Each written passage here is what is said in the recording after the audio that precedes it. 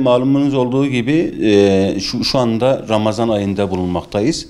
Ramazan ayı sahurdan başlayıp iftara kadar süren uzun bir süreçtir.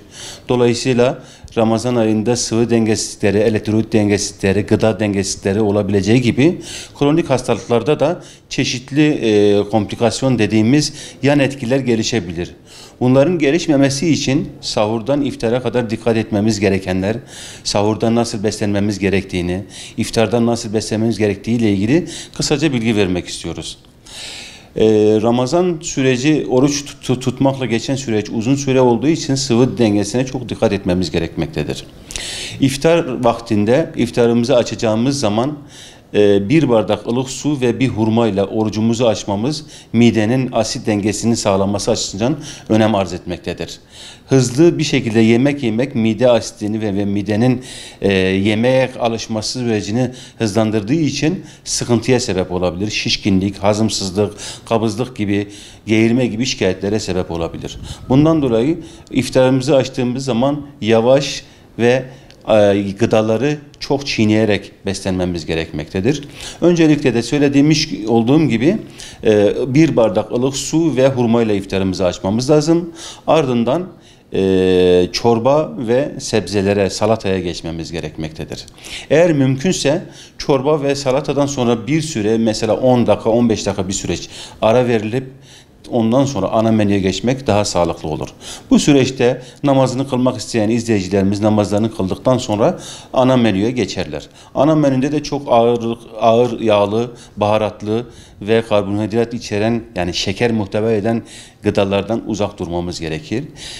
İftarda bağırsak ve mide hazmını, sindirimini kolaylaştırmak için yoğurt, kefir gibi gıdalar almak bağırsak sistemimize hazımı kolaylaştırmak için fayda sağlamaktadır. Ayrıca birazdan daha sahurdan bahsetmek istiyorum. Sahur da Ramazan ayında akşama kadar, yani akşam ezanına kadar iftarı tutmak için altın bir fırsattır. Sahuru yeterli bir şekilde ve sağlıklı bir şekilde yediğimiz zaman, beslendiğimiz zaman orucumuzu daha sağlıklı ve daha güvenli bir şekilde tutmuş oluruz. Sıvı dengemizi sağlamış oluruz. Elektrolit dengemizi sağlamış oluruz. Sahurda da çok ağır gıdalardan kaçınmak lazım. Yeterince sıvı tüketmemiz gerekmektedir. Sahurda proteinden zengin gıdalar tüketmemiz lazım. Bunlar süt ürünleri, peynir, yoğurt gibi gıdalar. Hurma tekrar sahurda da tüketilebilir. Zeytin, yumurta, çavdar ekmeği, tam buğday ekmeği gibi gıdalar sahurda da tüketilebilir. Ancak sahurda da dediğimiz gibi yağlı, tuzlu ve şekerli gıdalardan mümkün olduğu kadar uzak durmak lazım. Burada tabii oruç tutan vatandaşlarımızdan bazılarının maalesef kronik hastalıkları olabiliyor.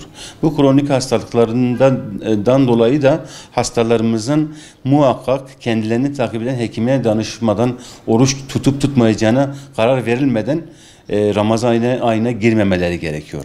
Yani kronik hastalık dediğimiz şeker hastalığı, böbrek hastalığı, kalp hastalığı, tansiyon hastalığı olan hastaların muhakkak hekimlerine danıştıktan sonra oruç tutmasında bir sakınca yoksa oruç tutmaları gerekip ilaçların dozlarını, ilaçların tüketilmesini bu şekilde ayarlamaları gerekmektedir. Yine de bütün hastalarımızın, hem hastalar hem de sağlıklı insanların sıvı dengesine ve sağlıklarına dikkat etmesini önemli uyarmak istiyoruz. Herkese hayırlı Ramazanlar diliyoruz.